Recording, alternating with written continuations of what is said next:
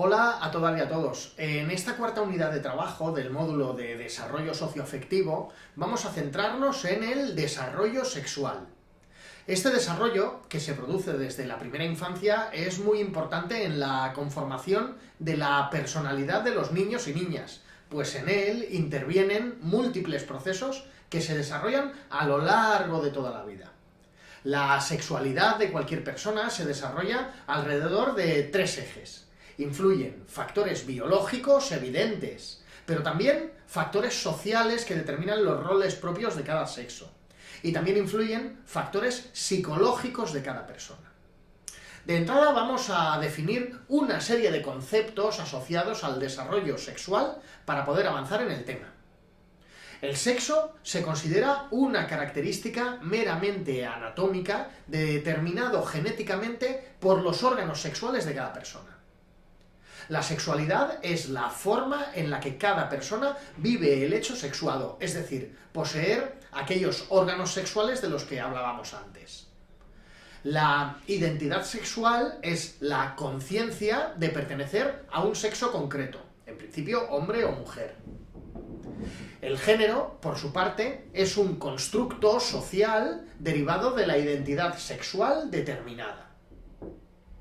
La identidad de género es la conciencia propia, personal, que cada persona tiene a partir de sentirse perteneciente a un género o a otro. El rol de género es el papel que la sociedad asigna a cada persona en función del género que tiene. La tipificación sexual es ese proceso que sigue una persona hasta adquirir su identidad sexual propia. Y los estereotipos sexuales es un conjunto de conductas que se consideran propias de cada género. En el desarrollo integral de un niño o de una niña hay algunos procesos que marcan el desarrollo sexual. Por un lado, influye la vinculación afectiva, probablemente con sus figuras de apego, que, como ya hemos estudiado a lo largo del curso, marcarán las relaciones futuras a partir de la seguridad y de la confianza. Y también influye la adquisición de la identidad sexual concreta y los roles de género que marcarán nuestra manera de actuar futura a partir de unas pautas de comportamiento. El desarrollo sexual se manifiesta de diferente manera dependiendo de la etapa de la vida en la que se encuentre una persona. En el caso concreto de la etapa infantil es muy importante, pues determinará el desarrollo sexual posterior. Este desarrollo comienza en una primera fase prenatal, pues ya en el 5º mes de gestación se produce la diferenciación sexual. Posteriormente, en los 2 primeros años de vida se establecen las relaciones de apego entre el niño o la niña y su madre, y esta vinculación va a determinar la calidad de las relaciones posteriores. En estos 2 primeros años de vida, el bebé explora su entorno y también su propio cuerpo. Luego, entre los 2 y los 6 años, el niño va madurando y aquella curiosidad por el mundo exterior y por su propia identidad se desarrolla de manera especial. Hay una serie de teorías que habitualmente se estudian en el desarrollo sexual de la infancia. La teoría psicoanalítica de Freud, que como ahora veremos ya está superada en muchos aspectos, es en realidad fundamental para entender estudios posteriores. En esta teoría psicoanalítica, Freud entendía que la sexualidad tiene una vinculación directa con el desarrollo de la personalidad posterior de cualquier persona. Freud distinguía entre distintas etapas caracterizadas por una zona erógena. Desde el nacimiento hasta los 12 o 18 meses se desarrolla la fase oral. La zona erógena en la que se pone el foco es la boca, eje central de las exploraciones que realiza el niño o la niña en esta edad. Le sigue hasta los 3 o 4 años la fase anal, en donde predomina el ano como zona erógena. La autonomía del niño o de la niña se desarrolla paralelamente al control de esfínteres que irá determinando su autonomía. Luego, hasta los 6 años, se desarrolla la fase fálica, en la que predomina como zona erógena los genitales. Los niños y niñas aquí toman conciencia de su cuerpo, y es aquí cuando se desarrolla el complejo de Edipo, según el cual, siempre según Freud, los niños sienten deseo por su madre, y luego posteriormente se acuñó el concepto del complejo de Electra, referido a la atracción de las niñas por sus padres. Entre los 6 y los 12 años hay una fase de latencia en la que disminuye mucho las energías hacia una zona erógena concreta y se fomenta la socialización entre niños y niñas. Y finalmente, entre los 12 y los 18 años se desarrolla la fase genital en la que se llega a la edad adulta y se desarrolla una sexualidad mucho más madura.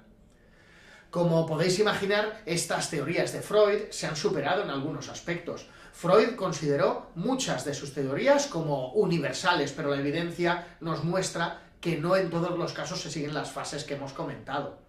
Además, es evidente que sus teorías estaban cargadas de prejuicios personales. Por otro lado, cuando estudiamos el tema 2, hablamos de Bandura y de su teoría del aprendizaje social. Ahí explicamos que la infancia imita a una serie de modelos de los que aprende a partir de refuerzos positivos o negativos que vaya obteniendo según sus actos. Esta teoría tiene muchas implicaciones en el desarrollo psicosexual. Y luego hay una serie de teorías que dicen que el desarrollo psicosexual está determinado por el sistema cognitivo infantil. Los autores que desarrollan estas teorías, en especial Piaget y Kohlberg, dicen que un niño o una niña primero se autopercibe como perteneciente a un género y luego ya actúa como tal a partir de unos estereotipos. Primero se produce una etapa de etiquetado de género en los 3 primeros años de vida. Esas etiquetas son las que marcan el género que asume el niño o la niña. Entre los 4 y 5 años le sigue una etapa de estabilidad de género, en donde la conciencia de género es más estable. Y luego alrededor de los 6 años se desarrolla una etapa de consistencia de género, cuando el niño o la niña toman conciencia de que su género no cambiará. ¿Y cómo podemos concretar el desarrollo sexual en nuestra labor como educadores y educadoras infantiles? Pues como podéis imaginar, la educación sexual tiene cada vez más presencia en la etapa infantil. En esta etapa, la educación sexual está muy vinculada a la educación afectiva y por eso es tan importante. Hay algunos aspectos concretos que podemos trabajar en el aula, como es el origen de la vida, o las características del propio cuerpo, o la utilización de un vocabulario adecuado y no discriminatorio. Además, cualquier desarrollo de un proyecto de educación sexual debe de tener en cuenta a las familias. De hecho, se pueden programar actividades paralelas dirigidas a las propias familias.